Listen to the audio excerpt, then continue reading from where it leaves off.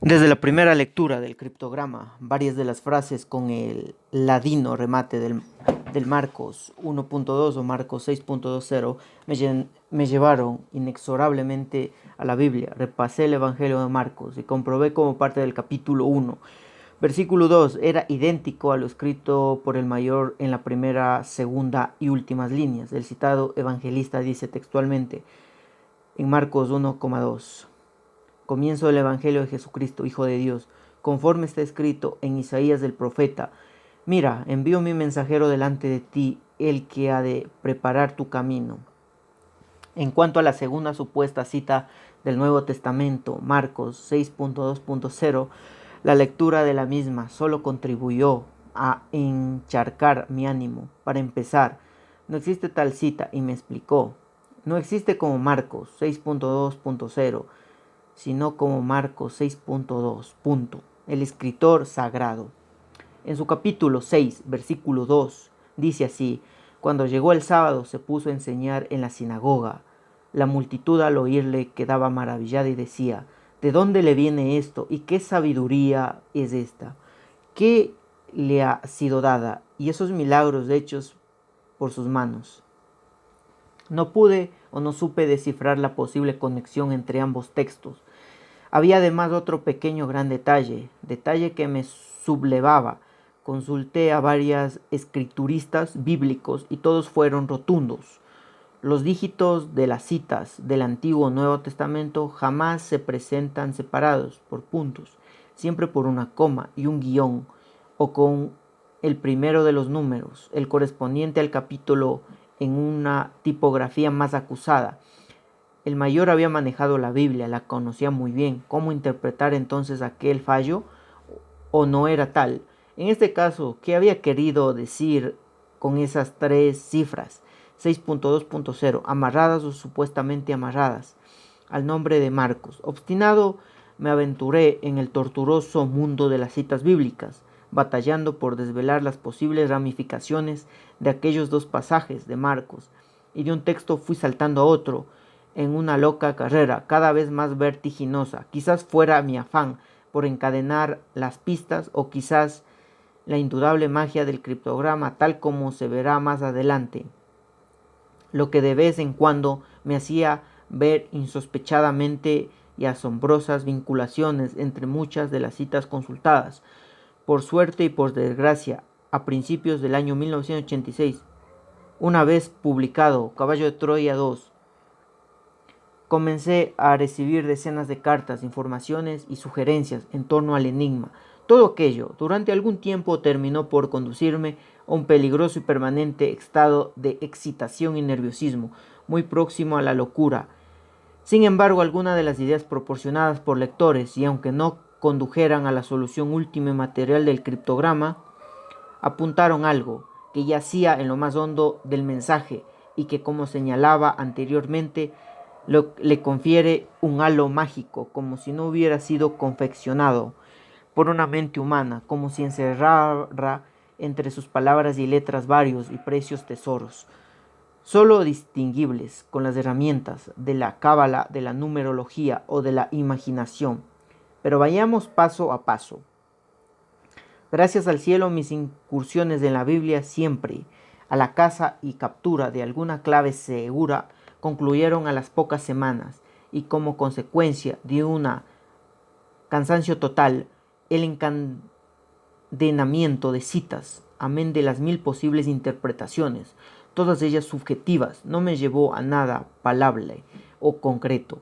Uno de estas pesquisas pacientemente trazaba por uno de mis lectores, Luis Astolfi, levantó en parte mi mal parado ánimo.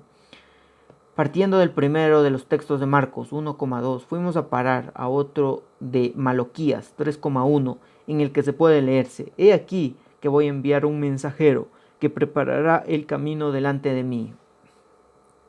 A su vez, como había tenido oportunidad de experimentar en decenas de ejemplos precedentes, este pasaje nos catapultó a otro, también de Malaquías 4,5, aparentemente enganchado al primero: He aquí que yo enviaré a Elías, el profeta, antes de que venga el día de Dios grave y terrible.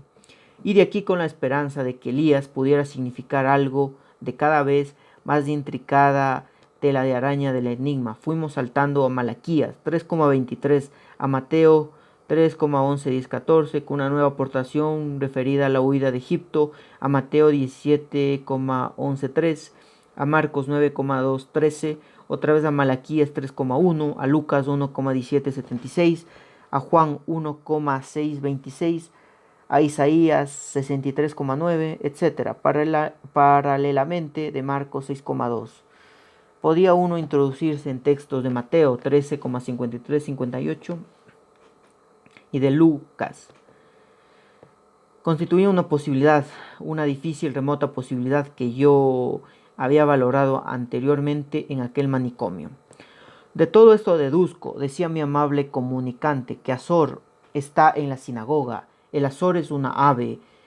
Ignoró porque está con H. Puede ser que Azor con plumas, cuyo número tiene algo que ver con Elías o con Juan el Bautista. Como no conozco ninguna sinagoga próxima, me he detenido aquí. La cosa sería investigar en sinagogas y buscar un Azor, imagen u otra cosa, ver si la H tiene algo que ver con las plumas que tengan sus alas. Supongo que serán limitadas. Al ser una imagen o ver si tiene algo de número simbólico asociado, ese número enlazarlo con el guía Elías o Juan el Bautista, que ignoró lo que puede presentar. Ello preparará el camino. La sugerencia me inyectó ánimos. Desenterré la vieja pista y por espacio de algunos días busqué afanosamente. Fue inútil. Ni los rabinos a quienes pregunté, ni la Asociación para la Amistad Hispano-Judía, ni mis amigos en Ismael supieron orientarme, y el asunto del Azor en las sinagogas del guía Elías o Juan el Bautista fue archivado. Había que abrir nuevos senderos, nuevas posibilidades, pero ¿cuáles? En una dirección. Algo se había aprendido en aquel caótico ir y venir de la Biblia. Deslumbrado por las alusiones evangélicas del mayor, estas casi con seguridad no guardaban relación alguna con la solución del criptograma. Mi corazón me decía que era un puro espejismo, un truco, quizás parte de un juego, y este firme pero subterráneo sentimiento seguía recordándome una palabra, una pista, Azor, que yo, con idéntica obstinación, relegaba una y otra vez. ¿Para qué engañarme y engañar al lector? Desde un principio, desde que supe de la existencia de la ciudad bíblica, comprendí que debía viajar a Israel, pero antes, quizás por mi exacerbado espíritu analítico, traté de apurar hasta la última probabilidad. En algún momento de esta desordenada exposición, que refleja en cierta medida lo atropellado y confuso de mi propia búsqueda, de hecho alusión a la indudable magia contenida en el enigma. Pues bien, esta sería otra de las causas de mis continuos prolongados escarceos en direcciones aparentemente improductivas de cara a la resolución del criptograma, pero todas ellas fascinantes. No me cansaré de repetirlo. El mensaje parece tener vida propia, encierra y oculta otros mensajes secundarios que me consta, porque obran en mi poder. Han maravillado a cuantos lectores han tenido la paciencia y el instinto de descubrirlos y trabajarlos. Una de esas sorpresas llegó hasta mí de la mano de la cábala. Aunque siga siendo un lobo solitario en muchas de mis aventuras e indagaciones, hace tiempo que comprendí que el trabajo en equipo arroja siempre resultados altamente provechosos. De ahí que, sin titubeos, desde el momento en que hice mío el nuevo desafío del mayor, solicitará la opinión y generosa ayuda de un escogido grupo de expertos en los que más dispares y disciplinas, y los cabalistas naturalmente aceptaron lo que a primera vista solo se representaba como un juego. Resultaría agotador desmenuzar aquí las asombrosas deducciones que uno tras otros fueron destilando del enigma estos estudiosos de la otra cara de la Biblia. Sirva como una pequeña muestra de cuanto afirmo. El arranque de las misivas, obra de un eminente médico, el doctor Larrazabal, en respuesta de mis requerimientos. Lo primero que llama la atención, escribió este magnífico investigador de la cábala, en relación al criptograma, es el nombre del mensajero, Azor. Qué raro pájaro, porque en español Azor no se escribe con H, Luego, este nombre estaba camuflado y quiere decir otra cosa.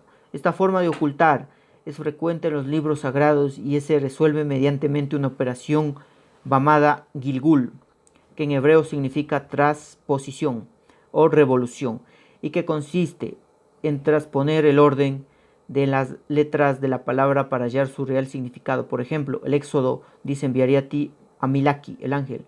Por transposición obtenemos a Micael, el arcángel, guía y protector del pueblo hebreo.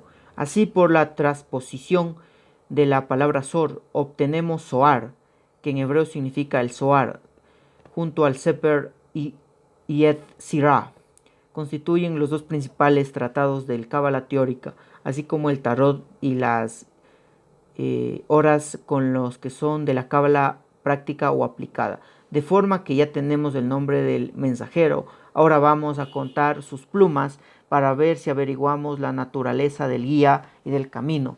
La palabra Zohar consta, como ves, de 3 letras hebreas que tienen los siguientes valores numéricos. Resh es igual a 200, E es igual a 5 y Zain es igual a 7.0.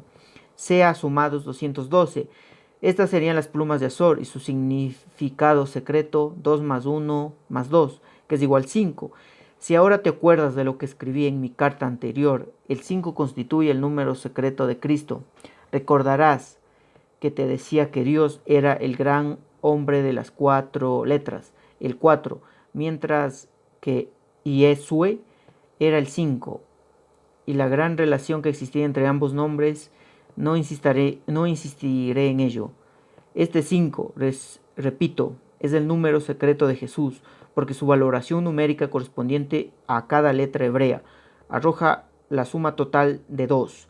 Esto es lógico, al ser la manifestación del Verbo o segunda persona de la Trinidad Divina. El 2, por tanto, sería un número natural, mientras que el 5 sería el secreto motivador por provenir de su gran nombre de 5 letras. De este modo, las alas de Azor nos han llevado al guía, que ha venido a preparar nuestro camino. De este guía no te he comentado nada, tú lo conoces mejor que yo, sabes que el mismo es el camino, pero prosigamos y veamos qué nos dice el Zohar del camino.